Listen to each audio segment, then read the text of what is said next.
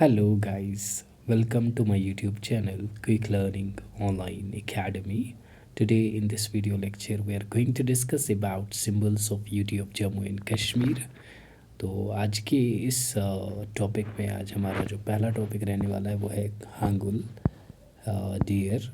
ये जो आप देख सकते हैं यहाँ पे इमेज में, तो हांगुल की बात करें, इसको हम बोलते हैं कश्मीर स्टैग बी, जो कि ओनली एशियाटिक सर्वाइवर और सब स्पैशीज़ ऑफ एल्क, द लार्जेस्ट सब स्पैशीज़ ऑफ रेड डीर में से है, जो कि पाया जाता है नॉर्थ अमेरिका और सेंट्रल एशिया में।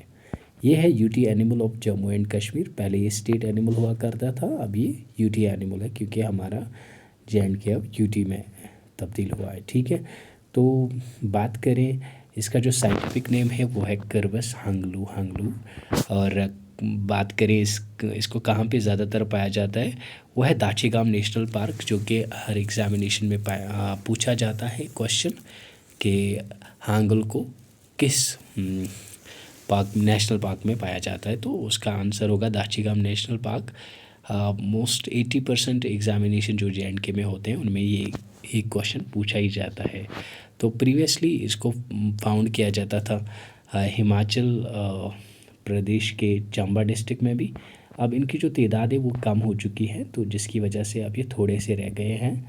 तो मैंने जैसे बोला कि इनका जो प्राइमरी हैबिटेट है वो है दाचीगाम नेशनल पार्क, और एडिशनल प्रोटेक्शन के लिए इनको ये पाए जाते हैं कहाँ पे, त्राल वाइल्ड लाइफ सेंचुरी में भी, जो कि पुलवामा में है। ठीक है, तो इनका जो थ्रेट्स है वो है हैबिटेट डिस्ट्रक्शन, इनका ओवर ग्रेजिंग जो डोमेस्टिक लाइफ स्टॉक से करवाते हैं, और पोचिंग जो कि हंटिंग वगैरह से भी हंटिंग हो जाती है इनकी, तो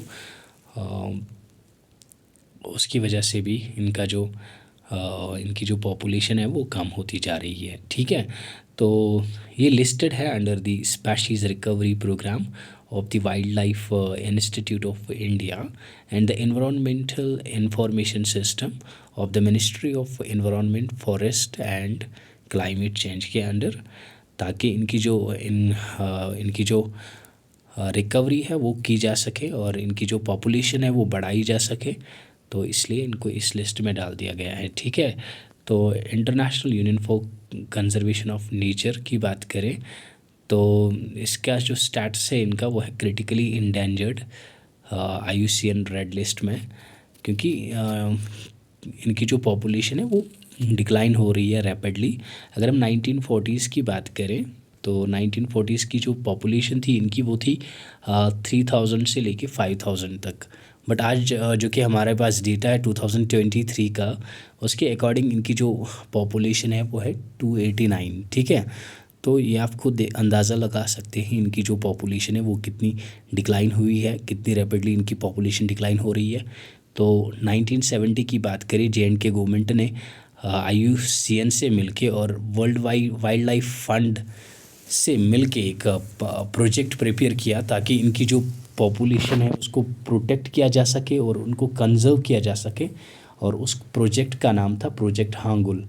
तो ये भी पूछा जाता है कभी एग्जामिनेशन में, उस प्रोजेक्ट का नाम क्या था, तो प्रोजेक्ट हांगुल। ठीक है, तो scientists at CSIR centre for cellular and molecular biology, इनने फाउंड किया है कि जो ह्यूमन इंटरवेंशन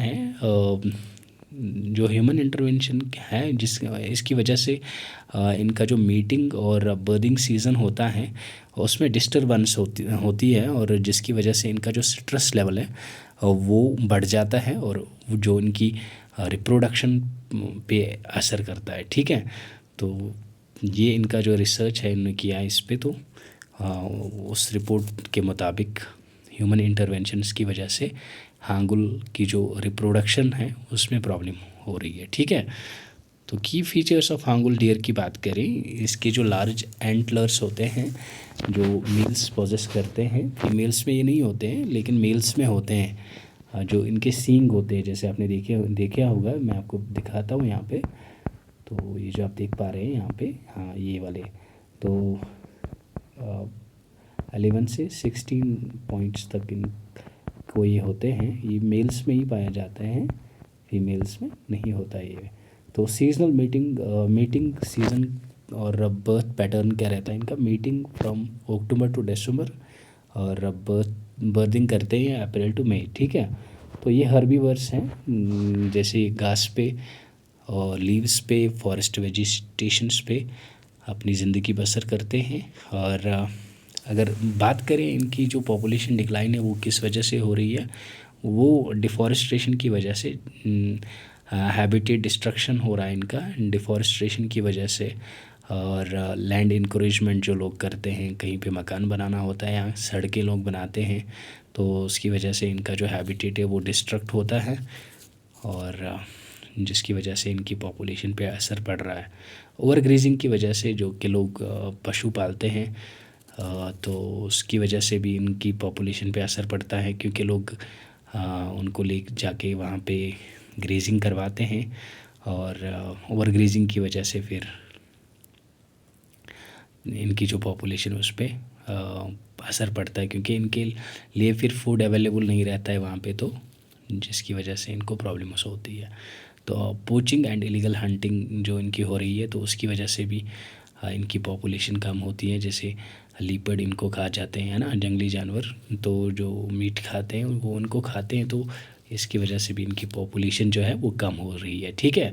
तो ह्यूमन डिस्टर्बेंस भी है एक वजह जिसकी वजह से इनकी पॉपुलेशन कम हो रही है। लाइक टूरिज़्म बहुत बढ़ रहा है, ग्रेजिंग लोग करवाते हैं, हर्डर मूवमेंट्स हो रहा है, और बर्थ साइकिल्स पे जो इनका इफ़ेक्ट हो रहा है, तो उसकी वजह से इनकी जो पॉपुलेशन है वो कम होती जा रही है। ये देखिए आप, ये मैंने आपको पढ़ाया दाचीगाम नेशनल पार्क, यहाँ पे इनकी पॉपुलेशन और प्रेडेटर्स जो इनके हैं, लीपर्ड, हिमालयन ब्लैक बियर भी इनको है ना खा जाते हैं। थ्रेट्स, पोचिंग, हैबिटेट डिस्ट्रक्शन और grazing by livestock, climate change भी एक वजह है जिसकी वजह से इनकी पॉपुलेशन कम होती जा रही है। जैसे फूड अवेलेबिलिटी नहीं रहती है इनको, क्योंकि जब आपने देखा होगा समर में जब गर्मी बढ़ जाती है तो जो घास है वो जल जाती है, और कहीं कहीं पे पानी भी फिर अवेलेबल नहीं होता है, जिसकी वजह से फिर इनकी जो सर्वाइवल रेट्स है वो बहुत तबाहकुन होती है उन,